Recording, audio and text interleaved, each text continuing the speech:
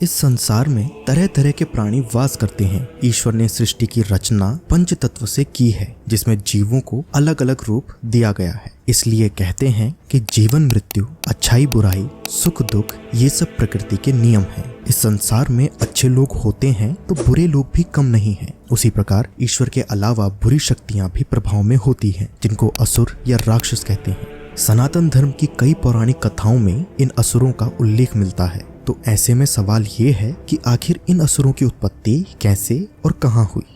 पुराणों में भी असुरों के जन्म की कथा का वर्णन मिलता है, जिसके अनुसार ब्रह्मा जी ने आदि शक्ति और भगवान शिव के साथ मिलकर सृष्टि की रचना की। अब सृष्टि की रचना के लिए ब्रह्मा जी ने अपने मन से 9 पुत्रों को जन्म दिया, जिनमें कि महर्षि कश्यप और प्रजापति दक्ष भी शामिल थे। पुराणों के अनुसार सृष्टि की रचना और विकास के काल में ब्रह्मा जी के निवेदन पर दक्ष प्रजापति ने अपनी पत्नी अक्सिनी के गर्भ से 66 कन्याएं पैदा की। इन कन्याओं में से 13 कन्याएं अदिति, दिति, दनु, काष्ठा, अरिष्टा, सुरसा, इला, मुनि, क्रोधवशा, ताम्रा, सुरभि, तिमि, विंता, कद्रु, पतांगी और यामिनी का विवाह ऋषि कश्यप से कर दिया गया। इन्हीं कन्याओं से ही सृष्टि का सृजन हुआ, जिसके परिणाम स्वरूप महर्षि कश्यप सृष्टि के सृजक कहलाए।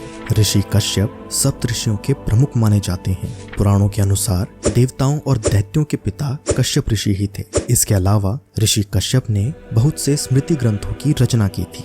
पुराणों के अनुसार ऋषि कश्यप ने अपनी पत्नी अदिति के गर्भ से 12 आदित्यों को जन्म दिया, जिनमें भगवान नारायण का वामन अवतार भी शामिल था। वहीं कश्यप ऋषि ने दिति के गर्भ से हिरण्याकश्यप और हिरण्याक्ष नामक 2 पुत्र एवं सिंहिका नामक एक पुत्री को जन्म दिया। श्रीमद् भागवत के अनुसार इन 3 संतानों के अलावा दिति के गर्भ से कश्यप के 49 अन्य पुत्रों का भी जन्म हुआ, जो कि मरुंदन कहलाए। इसके अलावा ऋषि कश्यप को उनकी पत्नी दनु के गर्भ से 61 महान पुत्रों की प्राप्ति हुई। वहीं अन्य पत्नियां जैसे रानी काष्ठा से अश्व आदि 1 खुर वाले पशु उत्पन्न हुए। पत्नी अरिष्ठा से गंधर्व पैदा हुए। सुरसा नामक रानी से राक्षस उत्पन्न हुए। किला से वृक्ष, लता और पृथ्वी पर उत्पन्न होने वाली वनस्पतियों का जन्म हुआ। वहीं मुनि के गर्भ से अप्सराएं जन्मी। कश्यप की क्रोधवशा नामक रानी से सांप, बिच्छू आदि विषैले जंतु पैदा हुए। ताम्रा ने बाज, गिद्ध आदि शिकारी पक्षियों को अपनी संतान के रूप में जन्म दिया। इसके अलावा सुरभि ने भैंस, गाय तथा 2 खुर वाले पशुओं की उत्पत्ति की। रानी सरसा ने बाघ आदि हिंसक जीवों को पैदा किया। तिमि ने जलचर जंतुओं को अपनी संतान के रूप में उत्पन्न किया और रानी विंता के गर्भ से गरुड़ देव और वरुण देव पैदा हुए। रानी कद्रु की कोख से बहुत से नागों की उत्पत्ति हुई, जिनमें कालिया नाग सर्वश्रेष्ठ था। वहीं रानी पतांगी से पक्षियों का जन्म हुआ और यामिनी के गर्भ से शलभों का जन्म हुआ।